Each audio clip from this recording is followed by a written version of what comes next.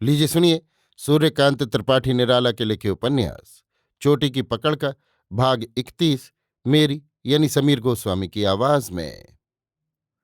रुस्तम के जैसे पर लग गए ऐसा भगा, फैर से दिल धड़का, पैर उठते गए। खेत से भगे सिपाही की तरह सिंह द्वार में घुसा। बात रही, हथियार नहीं डाला, हाँफ रहा था जैसे दम निकल रहा है। 3-4 सिपाही बाजार गए थे, बाकी हैं, मुन्ना भी है। रुस्तम को देखकर लोग चकराए।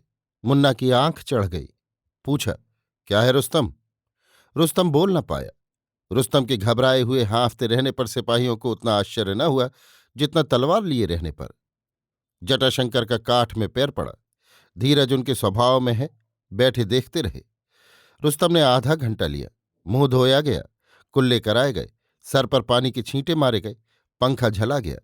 रुस्तम ने कहा, देव है, आदमी ऐसा नहीं होता, गढ़ के अंदर ऐसा आदमी। लोग कुछ नहीं समझे। ऐसे आदमी के बारे में किसी से नहीं सुना, नहीं देखा। मुन्ना ने कहा, हम पूछकर बताते हैं। रुस्तम को बुलाकर ले चली। एकांत में पूछा, क्या हुआ? रुस्तम ने कहा, एक आदमी मिला, मैं भगा नहीं तो गोली का शिकार हो गया होता। मुन्ना को नहाकर लौटी सूरत याद आई। पूछा, कैसा है? रुस्तम ने एक बाबू का हुलिया बतलाया। बुआ का क्या हुआ? हमको उसी की कार्रवाई मालूम होती है। मुन्ना को विश्वास हो गया। ठहर कर पूछा, बुआ क्या उस आदमी के साथ रह गई? हाँ, रुस्तम ने कहा। मुन्ना ने 3 सिपाही लिए। रुस्तम से घटना स्थल ले चलने के लिए कहा। लोग चले। जहां घटना हुई थी वहां अंधेरा है। रुस्तम ने डाल देखी, 2 म्यान और एक तलवार लटक रही है। बुआ का निशान नहीं। मुन्ना तुरंत घूमी। जहां प्रभाकर का जीना है चली, आदमी भी साथ।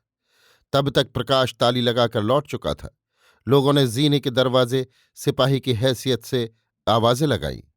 कोई न बोला। कोठी घूमकर मालखाने के पहरे से जाना चाहा, दरवाजे बंद मिले, खुलते ही नहीं।